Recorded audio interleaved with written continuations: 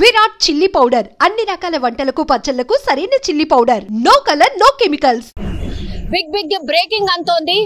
గుజరాత్ లోని అహ్మదాబాద్ లో లండన్ కి వెళ్లాల్సినటువంటి ఎయిర్ ఇండియాకి సంబంధించిన ఎయిర్లైన్ కి సంబంధించిన ప్లేన్ ఒక్కసారిగా సాంకేతిక లోపం వల్ల క్రాష్ అయిపోయి కింద పడిపోయింది.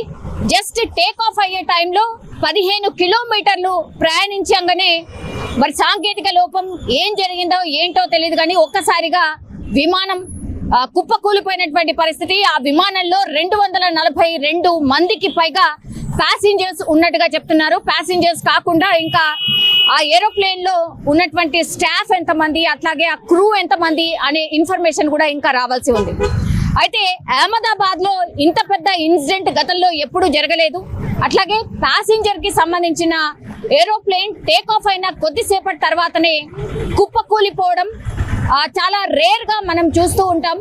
కానీ ఈ మధ్య కాలంలో ఏరోప్లేన్ కి సంబంధించిన ఇన్సిడెంట్స్ అనుకోండి, లేకపోతే ఏరోప్లేన్ క్రాష్ అయిపోయిన ఇన్సిడెంట్స్ అనుకోండి, ఈ మధ్య కాలంలో చాలా ఎక్కువగానే నమోదవుతున్న పరిస్థితి కనిపిస్తోంది. అయితే అహ్మదాబాద్ లో ఈ సంఘటన జరిగింది.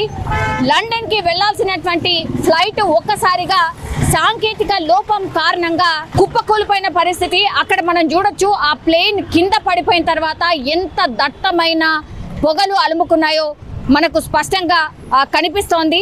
టేక్ ఆఫ్ సమయంలో ఈ ఇన్సిడెంట్ అయితే జరిగింది. అట్లాగే మరి సాంకేతిక లోపం ఏం జరిగింది, మరి ఎందుకని పైలట్ హుటాహుట్న దాన్ని కంట్రోల్ చేయలేకపోయాడు, మరి అంత పెద్ద భయంకరమైన ఇన్సిడెంట్స్ జరిగే కంటే ముందు డెఫినెట్లీ అందులో ఉన్నటువంటి పైలట్ ఎవరైతే ఉన్నారో ఏదో జరగబోతోంది, ఎమర్జెన్సీ ఉంది, నాకు కొన్ని ఇన్ఫర్మేషన్ ఇవ్వండి ఆర్ ఎమర్జెన్సీ ల్యాండింగ్ కి పర్మిషన్ ఇవ్వండి అని పైలట్ అడిగాడా లేదా, మరి 15 కిలోమీటర్లు ప్రయాణించగానే ఈ ఏరోప్లేన్ ఒక్కసారిగా కుప్పకూలిపోవడం అయితే జరిగింది. సో సాంకేతిక లోపం ఎక్కడే జరిగింది, ఎందుకంటే ఏరోప్లేన్ బయలుదేరే కంటే ముందు సాంకేతిక పరంగా అన్నీ కూడా చెక్ చేస్తారు, రీచెక్ చేస్తారు. ఎందుకంటే ఇది ప్యాసింజర్స్ వెళ్ళేటటువంటి ఏరోప్లేన్ అండ్ ఎయిర్ ఇండియాకు సంబంధించిన ఏరోప్లేన్ కావడంతో ఇప్పుడు ఎయిర్ ఇండియాకు సంబంధించిన యాజమాన్యం పూర్తి స్థాయిలో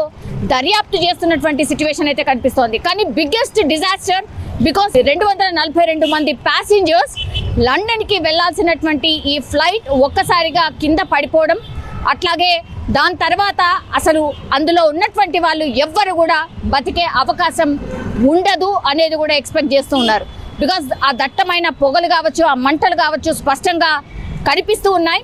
అయితే దీని మీద పూర్తి స్థాయిలో కేంద్రం అయితే ఆదేశించింది, దర్యాప్తుకి ఆదేశించింది, ఒక నివేదిక హుటాహుట్న ఇవ్వాల్సిందిగా ఆదేశాలైతే జారీ చేసిన పరిస్థితి కనిపిస్తోంది. అయితే 242 మంది మరి లండన్ కి ఎవరెవరు అందులో ఉన్నారు ఏంటి అనేది కూడా పూర్తి స్థాయిలో వాళ్ళ రిలేటివ్స్ కావచ్చు, ఫ్యామిలీ మెంబర్స్ కావచ్చు ఆందోళన చెందుతున్న పరిస్థితి కనిపిస్తోంది. Because flight journey very common. ఈ మధ్య కాలంలో ఫ్లైట్లో జర్నీ డొమెస్టిక్ అనుకోండి, లేకపోతే ఇంటర్నేషనల్ అనుకోండి, ఇవన్నీ కూడా కామనే.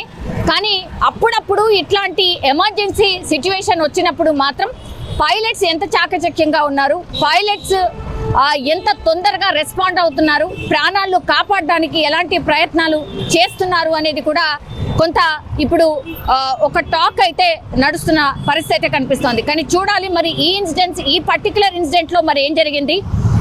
పూర్తిగా అంతా చెక్ చేసిన తర్వాతే ఫ్లైట్లని జనరల్లీ అనుమతిస్తూ ఉంటారు. మరి ఇందులో జస్ట్ టేక్ ఆఫ్ అయిన కొద్దిసేపటికే క్రాష్ కావడానికి రీజన్ ఏంటి అనేది కూడా కనుక్కునే ప్రయత్నం అయితే జరుగుతోంది. కానీ అత్యంత బాధాకరమైనటువంటి ఇన్సిడెంట్ అని కూడా చెప్పొచ్చు.